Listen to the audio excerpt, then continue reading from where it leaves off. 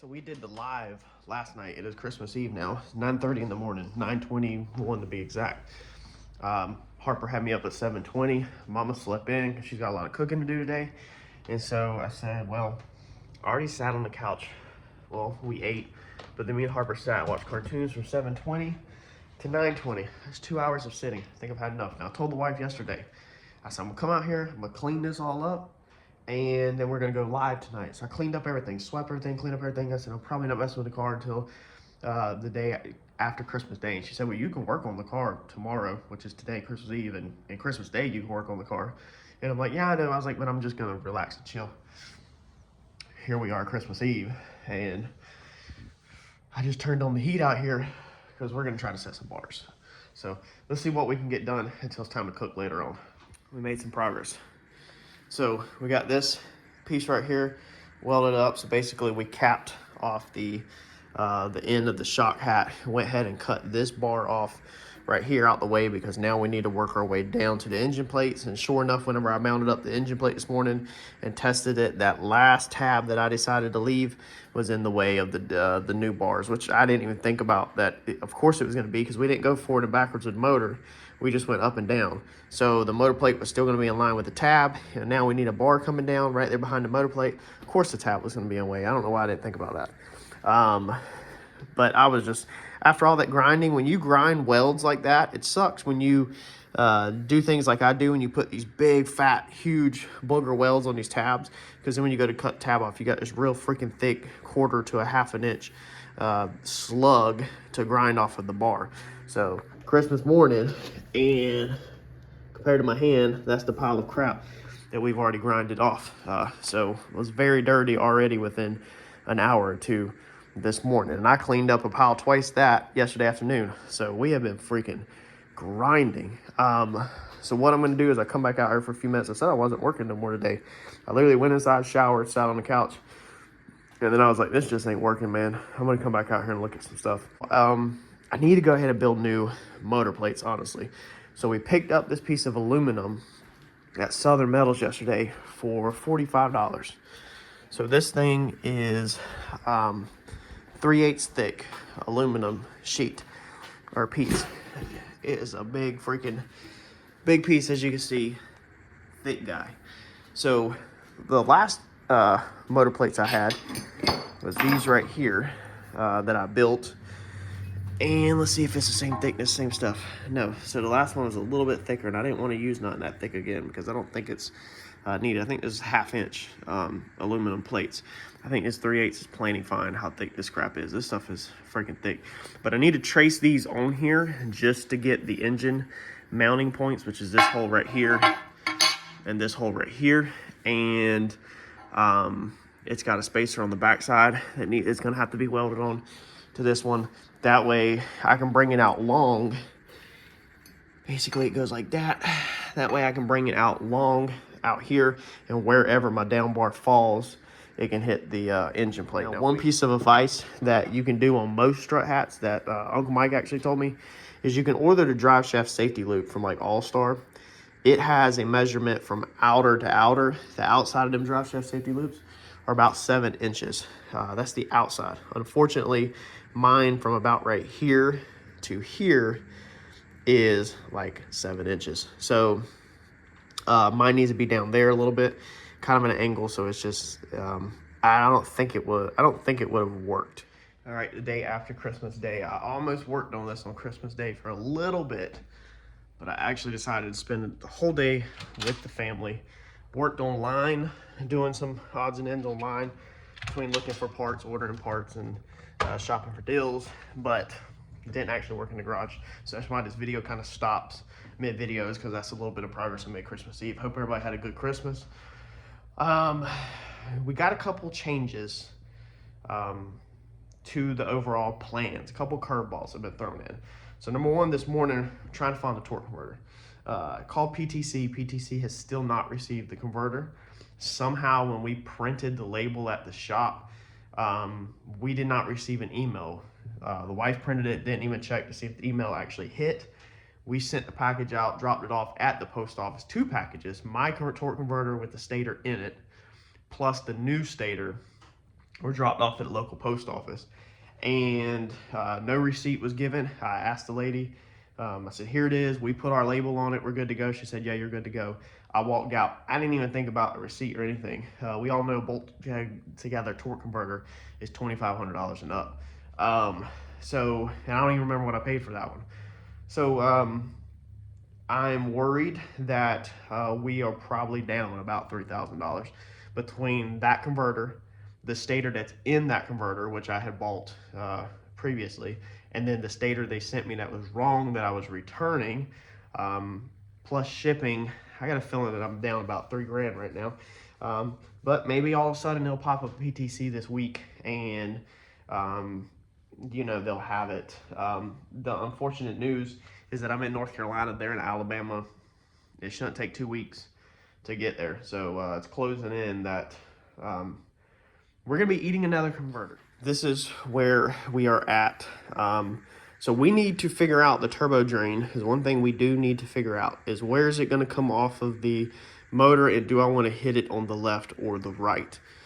We also need to figure out the downpipe. It's for 5-inch aluminum. It's not very cheap, so I don't want to just order whatever. I'm gonna see if I got a large piece of PVC pipe or something, or a straight edge, and see if I can kind of mock up. I think it's gonna barely clear the down bars over there. I think it'll clear down bars, but then I was thinking last night, kind of going down at a 45. Let's see here, let's get the level, and trying to put like a 23 or something in the top and just do a straight run, because I'm trying to do it as cheap as possible. And we might actually be good. We might actually be good with a piece of straight pipe. So I was kind of thinking about ordering a 180. I can get a 180 for like 54 bucks. Cut two 23s out. So I think that's what it is. 23 straight, 23. That would get us back straight. And then that would be the 90 cut in half pretty much. And then we'd still have a good 90 for a bullhorn, plus hopefully a little bit of straight. So basically order a 180 and a straight and get it all to a bullhorn out the side. I spent a lot of time yesterday on Christmas Day sourcing the absolute cheapest way to do this exhaust. You would be mind blown at the stuff that I have Googled and searched for, including flagpoles and stuff like that, because I'm thinking outside the box and I don't want to pay what everybody else pays. But it looks like we've got the cost down pretty low. 53 bucks for 180, and then a piece of straight piece of aluminum is not that bad.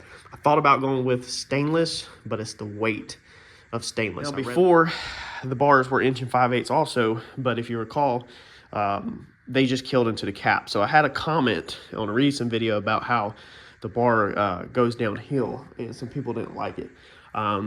It's not going level. You know, we recovered. First off, it's done. But remember, I didn't go level because I don't want to cut my dash up, so I don't care. You know, it's just not going that. And I didn't want to drop it down because I felt like that would look just extremely bad. It seems like a lot of old build cars have the low bar, you know, and then the shock house would just be floating up top up here. So that's why I went with the design. It's not that far downhill at all. If we look like that, I could put an angle on it, but an angle finder on it, but it's not, I mean, I don't know, it's not terrible. I'm not concerned about it. I know some of y'all are concerned that, and I get what you're saying, is that the front end's going to be putting pressure upwards, and so if you have a bar that going downwards, it's more likely want to kink that down bar inside there. It's more likely to want to bend that down bar, versus if you have a bar that comes up like this, then and the front end's trying to push up, then it's, in your head, you're thinking that it's less likely to kink that bar, and maybe it is. I'm not going to sit here and argue the science behind that. But what we're doing is, in order for this to go up, whether you have an up bar or a down bar, this point right here of this intersection, this has to come up. So if this front end starts to bend and it's going to give at this kink, then this kink has to move up. Now it can bend back here on the cage. Where the cage goes down, it can bend. But this front bar is also laid back. I want to open that side. You can see that side over there. Okay, so that's laid back. So the intersection point at this is almost a 90. Let's go check that out, actually. And let's see what a framing square looks like, if I can get one in there. And we'll see if this bar is intersecting at almost a 90, because I know when I cut it, it was literally pretty much a 90. Where did my piece go? All right, so got this. Man, there's everything in my freaking way. Let's see what this intersects at, if I can measure it. All right, so come on, guy. All right, there's that. So it's almost to 90, not quite, but it intersects inside the car on the dashboard, almost to 90, because of the down bar is laid back. This front bar is laid back in the cage. Another gentleman told me to check his channel out, and he did. Shout out to him. My Dirty Garage. He's building a no prep Mustang, and he basically triangulated a bar from about here on his. He did like some other strut style hats, kind of like a hybrid suspension, he said, but it went from here, triangulated down into there.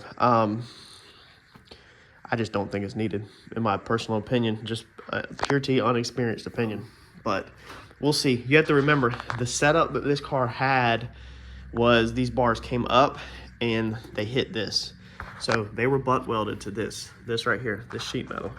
That's what these up bars were welded to, is this capped, welded to this right here, the cow panel with the spot welds, just this plate.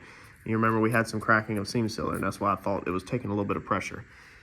That's it. And we didn't really have no issues, you know, besides if that was flexing a little bit, which I'm sure it does not help when we did the wheelie and, you know, drop the front end down. But we didn't actually have no drivability issues or anything with the car. So we're getting way more bracing and way more structure this time than we had before. So let me get at it. Let's stop rambling and let's make some action, because I'm going to keep going on what I was going on. About to cut up this pipe. I found the angle I pretty much want to be at, so I kind of want to run this bar straight down, but I might as well catch the shock tower if possible. So it's only a 2-foot piece, so we're going to see if we can catch the shock tower.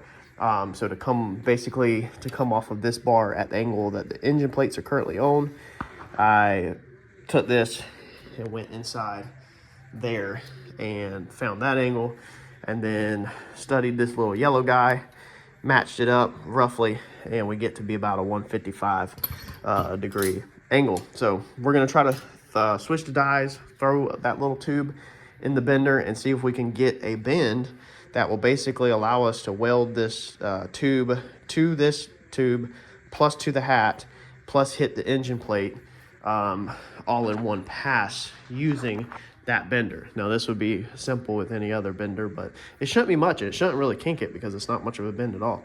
The kink gets worse and worse and worse as you bend more with the Harbor Freight bender. So hopefully that'll go the way I want it. If not, we'll just take a 2-foot stick and just run perfectly straight, basically like the level is, and we'll just hit our tabs off of that, and then we will hoop this. But it'd be nice to tie all that together, and I think it will look pretty clean. Let's see if we can do it. So let's kind of mark roughly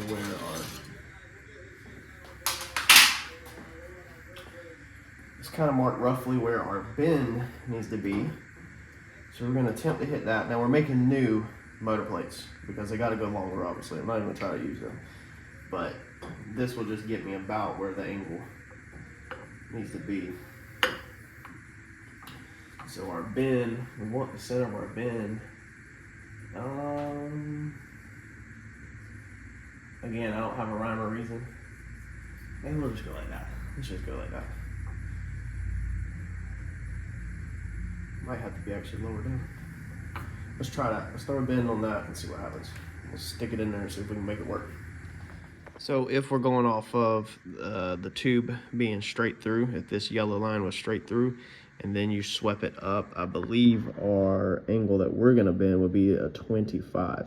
I believe that's what we're gonna bend, is a 25. So then to bend a 25, we need to do half of 25, which is gonna be 12.5.